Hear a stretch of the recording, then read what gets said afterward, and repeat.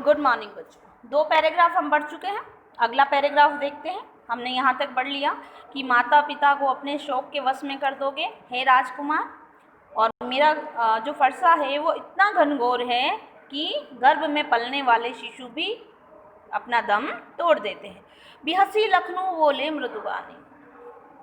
तो ये सुनकर लक्ष्मण हंसते हुए कोमल स्वर में बोलते हैं। क्या कहते हैं? अहो मुनीषु महाभटमानी, कि ओ मुनिवर, हमने आपको निश्चय ही महान योद्धा माना है। पुनि पुनि मोई दिखाओ कुठारू। कुठारू क्या? वो फरसा।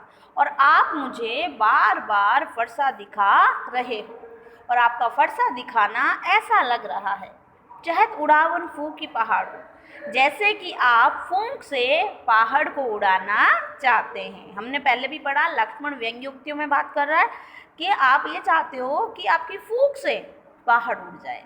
पहाड़ आप स्वयं को बता रहा है कि मैं भी निर्बल नहीं हूँ। आगे लाइन में कहेगा, यहाँ कुम्हड़बतियाँ को नाही, कुम्हड़बतियाँ के समान कोई निर्बल नहीं है। कुम्हड़बतियाँ होता है निर्बल, जैसे छुई मुई का पौधा होता है, उंगली दिखाते ही छुई मुई का पौधा क्या हो जाता है? मुरझा जाता है। तो लक्ष्मण कहते हैं यहाँ कुम्हड़बतियाँ यानी निर्बल कोई नहीं है जो आपकी तर्जनी दिखाते ही, तर्जनी होता है उंगली, अंगूठी के पास वाली उंगली, आपकी उंगली दिखाते ही डर जाए।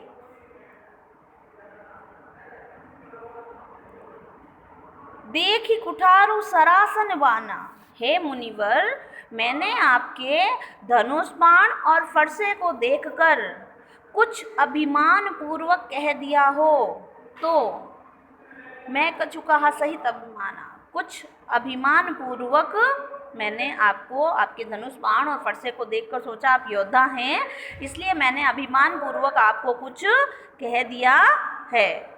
भृगुसूत समूझी जनेऊ बिलो की।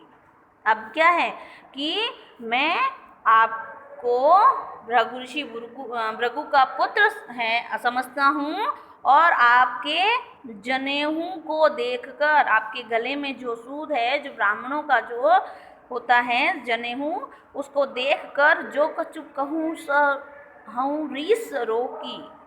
क्या कहता है कि जो कछु कहूँ सहूँ रीस रोकी, अपने क्रोध को रोक रहा हूँ और आपके अपमान में कुछ नहीं कह रहा हूँ। किस लिए?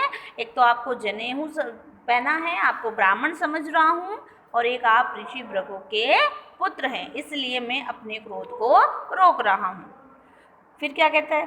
सुर महिसुर हरिजन अरुगाई।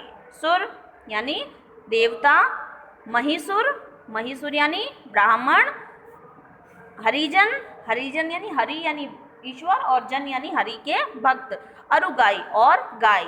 हमरे कुल इन्ह पर न सुराही। सुराही यानी कोई भी हथियार नहीं उठाया जाता, यानी हमारे वंश में देवता, ब्राह्मण और भगवान के भक्त और गाय पर अपनी वीरता नहीं दिखाई जाती। बंधे पापू अपकीर्ति हारे। बंधे पापू, अगर हम इन पर हाथ उठाते भी हैं तो पाप में बंध जाते हैं, और अपकीर्ति हारे, अगर इनसे हार जाते हैं तो हमारा अपयश चारों ओर फैल जाता है।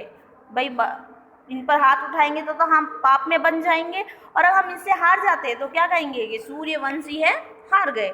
मारतहु पाप परिय तुम्हारे। तो आप हमें मारेंगे फिर भी हम आपके ही चरणों में रहेंगे। कोटि कुलिस सम वचन तुम्हारा। सम समान उपमा अलंकार।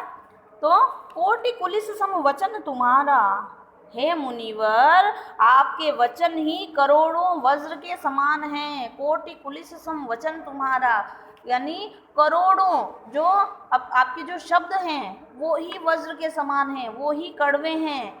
व्यर्थ धरऊ धनु बाण कुठारा। फिर तो आपने व्यर्थ में ही धारण किए हैं। क्या? धनुष, बाण और कुठार व्यर्थ में ही धारण किए हैं। आपके तो क्या वचन ही ब्रज के समान हैं। जो बिलो की अनुचित केहूँ क्षमहु महामुनिधि। लक्ष्मण कहते हैं कि आप धैर्यवान हैं और आपकी वेशभूषा को देखकर यदि मैंने कुछ अनुचित कह दिया है तो मुझे क्षमा करें। सुनी सरोष, ये सुनकर सरोष, रोष के साथ यानी क्रोध के साथ, भृगुवंश मणि, भृगुवंश के मणि कौन? परशुराम जी बोले घिरा गंभीर, अपनी वाणी को गंभीर करके बोले। क्या कहते हैं अब देखिए, कौशिक, अब कौशिक आया। कौशिक किसके लिए कहा गया? विश्वामित्र के लिए। कौशिक सुनहु मंद यहु बालक, हे कौशिक, हे विश्वामित्र सुनो, यह बालक मंद बुद्धि है। कैसा है? मंद बुद्धि है। कुटिल काल बस निज कुल घाल को, क्या है ये कुटिल काल, ये काल के वश में हो गया है। निज कुल घाल को, निज कुल यानी अपने कुल का, घाल को यानी घातक है, अपने कुल का नाश कराने वाला है। भानु वंश राकेश कलंक, ये सूर्य वंश रूपी चंद्रमा में कलंक के समान है। निपट निरंकुश अबुद्ध अशंकु, ये बालक निपट यानी अत्यंत अनुशासनहीन, निरंकुश जिसपे खुद का अंकुश नहीं है, अबुद्धू मूर्ख है, और अशंकु निडर है। काल कवलु होई क्षण माही, ये काल के कवलु यानी काल का ग्रास, कहते ना एक और, तो ये काल का ग्रास हो जाएगा क्षण माही, एक क्षण में, ये एक क्षण में काल को प्राप्त हो जाएगा। कहूँ पुकारी खोरी नहीं मोही, कहूँ पुकारी, ये मैं पुकार के कहता हूँ, बड़ी सभा में पुकार के कहता हूँ, खोरी मोही नाई, खोरी यानी फिर मुझे कोई दोष मत देना। तुम हटको जो चहु उबारो, जो चहु उबारा यानी अगर तुम इसे बचाना चाहते हो तो हटको, तो इसे यहाँ से हटा लो। कहीं प्रताप बलु रोष हमारा, इसे मेरे प्रताप के बारे में, बलु यानी बल के बारे में, रोष यानी क्रोध के बारे में बता। पूरी लाइन क्या होगी कि अगर तुम इसे बचाना चाहते हो तो मेरे बल, मेरे क्रोध और मेरे प्रताप के बारे में बताकर इसे यहाँ से हटा लो। लखन कहूँ मुनि सूजस तुम्हारा, अब बीच में लक्ष्मण बोलते हैं वापस।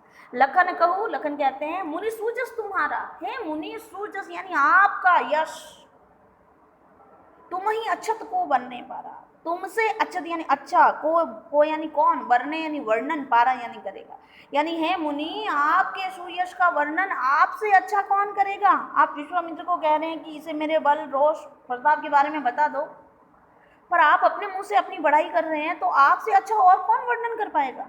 अपने मुंह तुम्हें आपनी करनी, आपने अपने मुंह से अपनी करनी, अपने कर्मों के बारे में बहुत बताया, बार अनेक भांति, अनेक बार भांति बहुवर्णी, अलग अलग तरह से आपने अपने मुंह से अपने कार्यों का बड़ा चढ़ाकर वर्णन किया है।